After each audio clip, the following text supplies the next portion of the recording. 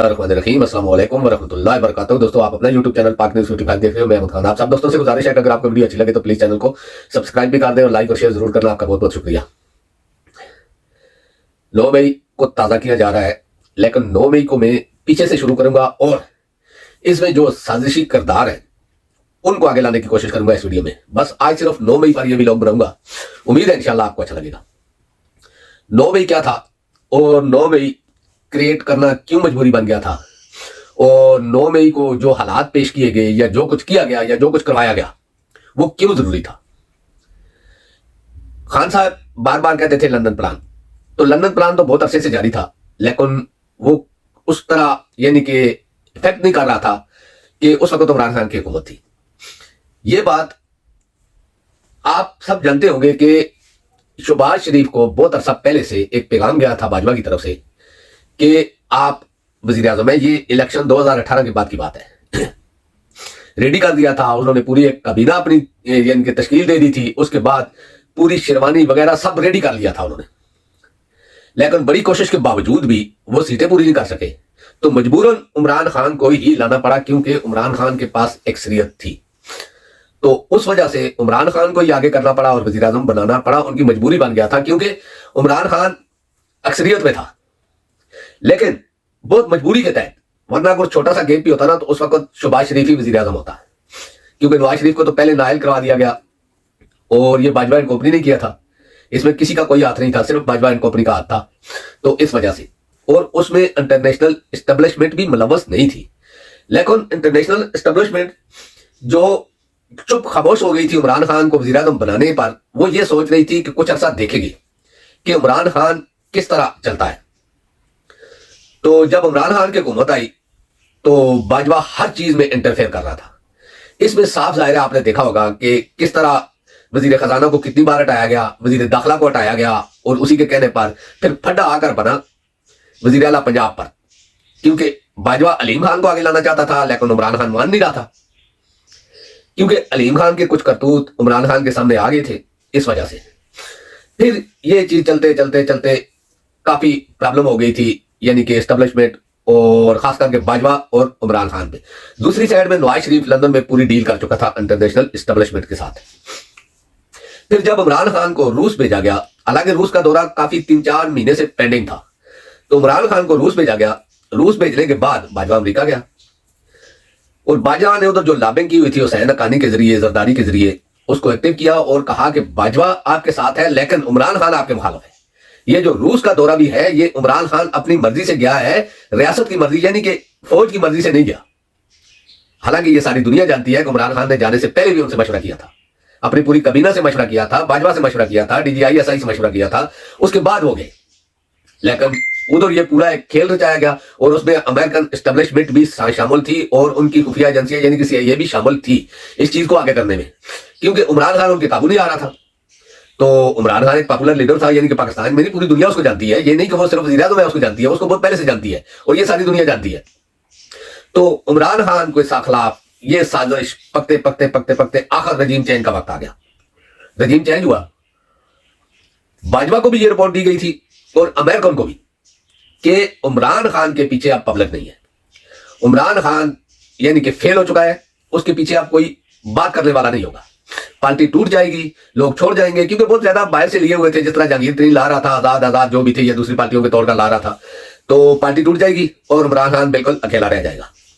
लेकिन मैं बार बार ये कहता हूं, और ये बात इमरान खान भी कहता है, कि एक प्लान हम बनाते हैं और एक प्लान ऊपर वाला बनाता है। सबसे बड़ी गलती इनसे क्या हुई? सबसे बड़ी गलती इनसे ये हुई कि जैसे ही रजीम चेंज किया, वो चेहरे लाकर दोबारा अवाम के सामने खड़े कर दिए जिनसे अवाम बहुत ज्यादा नफरत करती थी, और उनके मुकाबले में इमरान खान उनको एक हीरा नजर आता था। यही फर्क था कि इमरान खान जिस दिन वज़ीर आज़म हाउस से निकला, दूसरे दिन पूरा पाकिस्तान रोडों पर था और पूरी दुनिया के यानी कि हर मुल्क में जहां पाकिस्तानी थे रोडों पर थे। ये चीज पूरी दुनिया के लिए और पाकिस्तान के लिए भी और इमरान खान के लिए भी एक अलग ही यानी कि लग रहा था कि पाकिस्तान में इतनी ज्यादा इमरान खान की पॉपुलैरिटी, हमें तो बताया गया था कि इमरान खान तो बिल्कुल खत्म हो चुका है। ये लाखों करोड़ों लोग कैसे निकल आए रात रात को, एक रात में सिर्फ, ना कोई कंपेनिंग हुई, ना इमरान खान ने कोई लोगों को कुछ कहा, ना वो तो चुप करके चला गया था। तो फिर ये कैसे इतनी दुनिया निकल आई? ये चीजें उस वक्त दिमाग में बैठ गई और खास करके पाकिस्तानी स्टैब्लिशमेंट के दिमाग में इसलिए बैठी कि उनको अपना जो उनका असर रसूख था वो कम होता नजर आ रहा था। वजह यह थी कि इससे पहले हमारी एस्टेब्लिशमेंट और खास करके मिलिट्री एस्टेब्लिशमेंट जो कहती थी हम लोग आंखें बंद करके यकीन कर लेते थे। पहली बार ऐसा हुआ कि हमारे जो मिलिट्री एस्टेब्लिशमेंट या एस्टेब्लिशमेंट ने जो कहा कि शहबाज शरीफ वजीर आजम है, बिलावल वजीर दाखिला है, लोगों ने एक्सेप्ट नहीं किया। पहले तो मैंने नहीं किया। तो ये सारी चीजें यानी कि सिर्फ इस गंद को इकट्ठा करके पूरे पाकिस्तान से असेंबली में बिठाया गया। बस ये चीजें जो थी यहां से शुरू हो गया काम, एस्टेब्लिशमेंट की मुखालफत और निगरानों की, हुकूमत की भी, पीडीएम की भी मुखालफत। ये चीजें चलते चलते चलते चलते तकरीबन 1 साल 7-8 महीने तक ऐसी परवान चढ़ी कि पाकिस्तान का बच्चा बच्चा जो 5 साल का बच्चा है वो भी इमरान खान का नारा लगा रहा है और जो 100 साल का बूढ़ा है वो भी इमरान खान का नारा लगा रहा है। इस वक्त पाकिस्तान में जो इमरान खान की मकबूलियत है वो तकरीबन 80 से 95% तक है। यानी कि इस वक्त पार्टी को तोड़ दिया गया, सब कुछ कर दिया गया, लेकिन मकबूलियत उसकी को नहीं तोड़ सके। यही सबसे खतरनाक चीज है एस्टेब्लिशमेंट के लिए और उसके पावर के लिए, क्योंकि उनका पावर इस वक्त बिल्कुल किनारे पर खड़ा है कि जो जो वो कर रहे हैं वो उल्टा हो रहा है, जो चीज वो करते हैं वो उल्टा हो रहा है। 9 मई क्रिएट किया गया, यानी कि 9 मई से पहले तक वो देख चुके थे कि इमरान खान के पीछे कितनी दुनिया है। उन्होंने इसको एक किस्म का तोड़ने के लिए एक ही अरबा था, नवाज शरीफ का हुक्म था। नवाज शरीफ ने पीछे से कहा था कि ये सब कुछ करो, क्योंकि निगरान हुकूमतें जो थी वो भी नवाज शरीफ के मशवरे से बनाई गई और वज़ीर आज़म भी नवाज शरीफ के मशवरे से लगाया गया और खास करके पंजाब का वज़ीर आला तो लगाया ही नवाज शरीफ के मशवरे पर गया था और खैबर पख्तूनख्वा का मुल्ला के मशवरे से। तो हुकूमतें तो ये सारी इनकी थी क्योंकि एस्टेब्लिशमेंट ने लगाए थे। तो ये चीजें जब निगरान हुकूमत भी अपना सब कुछ खो चुकी, उसका पावर, उसके जुल्म, उसकी जबरदस्त यानी कि हर चीज वो खत्म कर चुकी, तो तब भी उसके कंट्रोल में ये बात नहीं आई। लोग हजारों की तादाद में जेलों में बंद हैं, लेकिन वो यही नारा लगा रहे हैं कि तहरीक इंसाफ और इमरान खान जिंदाबाद।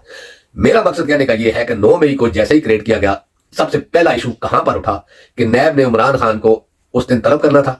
पूरा प्रोग्राम बन गया था, सब कुछ हो गया था, यानी कि पूरा कंट्रोल कर लिया गया था और इमरान खान को भी थोड़ा बहुत पता चल गया था। इमरान खान ने भी सुबह निकलते हुए एक मैसेज दे दिया था, लेकिन जब इमरान खान रेडी था गिरफ्तारी के लिए, कोई इस तरह इमरान खान जब भी उसको गिरफ्तार करते तो वो कर सकते थे क्योंकि अवाम को रोक दिया गया था इमरान खान की तरफ से भी, लेकिन जानबूझकर ऐसा माहौल बनाया गया, गिरबान से पकड़कर सामने वीडियो बनवाई गई, फिर वो वीडियो चलवाई गई नेशनल और इंटरनेशनल मीडिया पर, सोशल मीडिया पर वो वीडियो चलवाई गई और उसी टाइम चलवाई गई, लाइव चलवाई गई। लेकिन जब इमरान खान गाड़ी में दाखिल हुआ तो सब सॉरी बोलने शुरू हो गए, जितने भी पुलिस वाले थे सब सॉरी बोलने शुरू हो गए।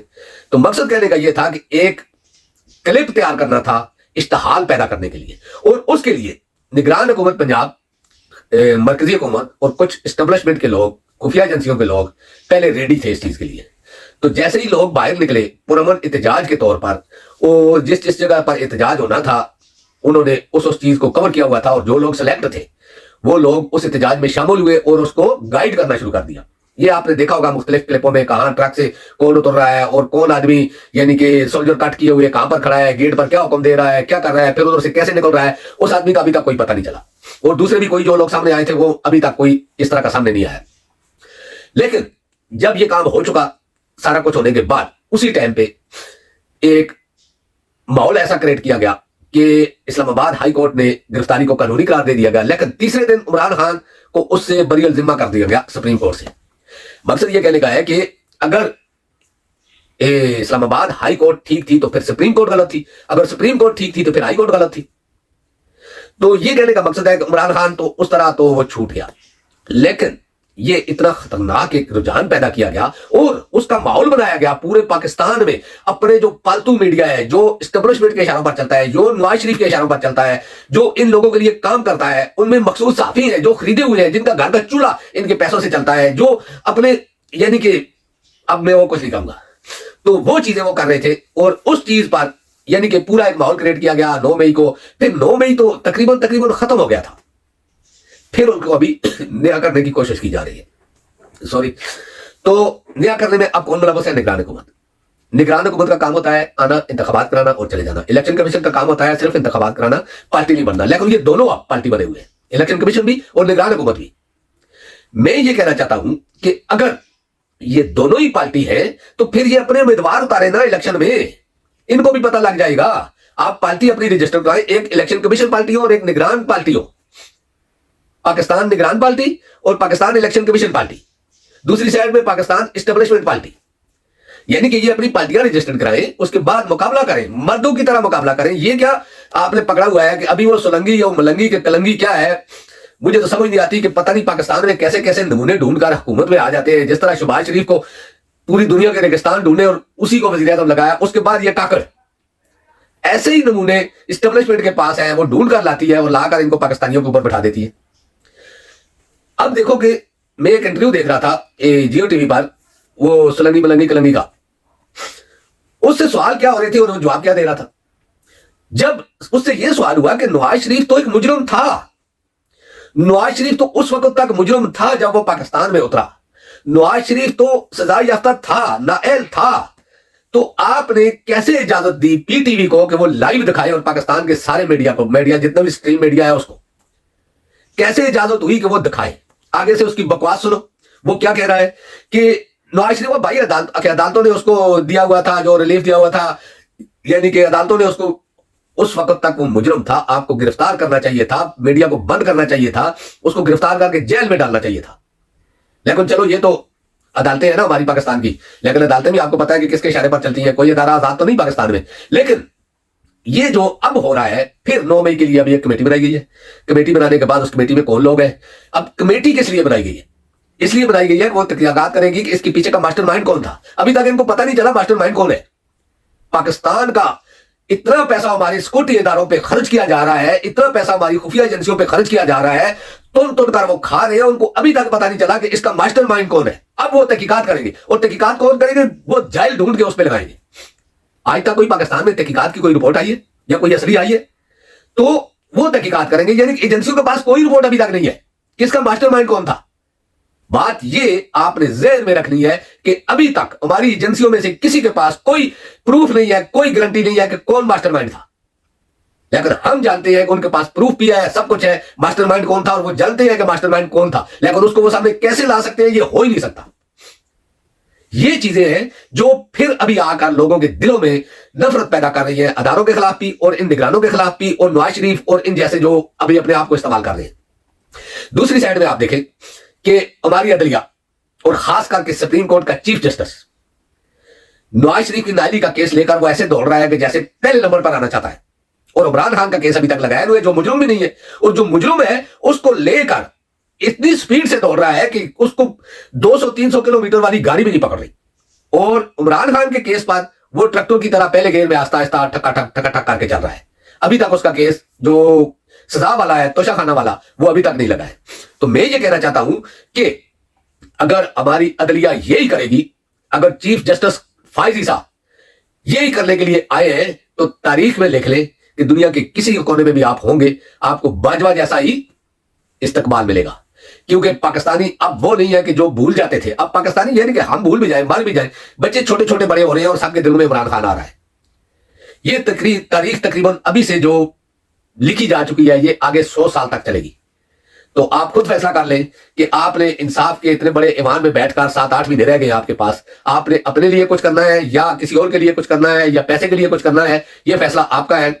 अवाम तो देख रही है कि क्या हो रहा है और अवाम को पता भी है। दूसरी साइड में आप देखेंगे कुछ खास लोग हैं तहरीक इंसाफ के, जो खास लोगों के मुकाबले में है, जैसे आलम साथी है उमरान नवाज शरीफ के मुकाबले में, उसके कागजात रिजेक्ट कर दिए गए। और फिर एक नया कानून पास हुआ है निगरान हुकूमत की तरफ से कि उन्होंने एक ऐसा बैंक अकाउंट जो 7 दिन पहले खोला गया हो, कागजात जमा कराने की तारीख से पहले, उसका एफिडेविट उन्होंने जमा करवाना है साथ में। अब आप सोचो जो लोग जेलों में है वो किस तरह जाके अकाउंट खोलेंगे? ये एक उल्टी शर्त नहीं है क्या? हमारी अदलिया ये देख ली रही है। बाकी काजी कह दिया फाइज ईसा को ये नजर नहीं आ रहा है कि किस तरह लोगों को उठाया गया था, किस तरह लोगों को गैप किया गया है, किस तरह लोगों को जेल में रखा गया है, किस तरह झूठे केस बनाकर उनको जमानत होने के बाद फिर गिरफ्तार किया जा रहा है, ये नजर नहीं आ रहा है उसको। और सबसे बड़ी चीज, उसको मतीउल्लाह जान नजर आ गया, लेकिन दूसरा एक भी आदमी, चलो ठीक है लोग घरों को वापस आ गए, लेकिन उसका काम यह था कि वो हुक्म देता, ठीक है भाई आपने दरख्वास्त कर दी है, मैं इस पर हुक्म देता हूं, इस पर इंक्वायरी कराओ कि ये किस तरह उठाए गए थे और कौन उठाकर ले गया था, क्या ये अपनी मर्जी से गए थे? ये मैं दूसरी तीसरी बात तीसरे भी लोग में कह रहा हूं कि काजी फाइज ईसा को तो हुक्म ये देना चाहिए था कि मैं इस पर इंक्वायरी का हुक्म देता हूं कि लोगों को कैसे उठाया गया, कैसे गैप किया गया, कैसे उनके बयान बदलेंगे, कैसे उनसे प्रेस कॉन्फ्रेंस करवाएंगे। फिर 9 मई यानी कि 9 मई में इमरान खान तो उस वक्त पुलिस की कस्टडी में था, रेंजर की कस्टडी में था, ना उसके पास टेलीफोन था ना कोई और जरिया था, लेकिन जो लोग बाहर थे उनको गिरफ्तार करने के बाद प्रेस कॉन्फ्रेंस करने के साथ साथ ही उनको छोड़ दिया जाता है, और जो लोग बेगुनाह थे, जो प्रेस कॉन्फ्रेंस नहीं कर रहे थे, उनको मुजरिम बना के जेलों में रखा हुआ है। तो फिर 9 मई पे कमेटी बनाने की क्या जरूरत है? दोस्तों, अब तक के लिए इतना ही। इंशाल्लाह नेक्स्ट वीडियो में आपसे मुलाकात होगी। अल्लाह पाक आप सबको अपनी मान में रखे। अल्लाह हाफिज़। अस्सलाम वालेकुम व रहमतुल्लाहि व बरकातहू।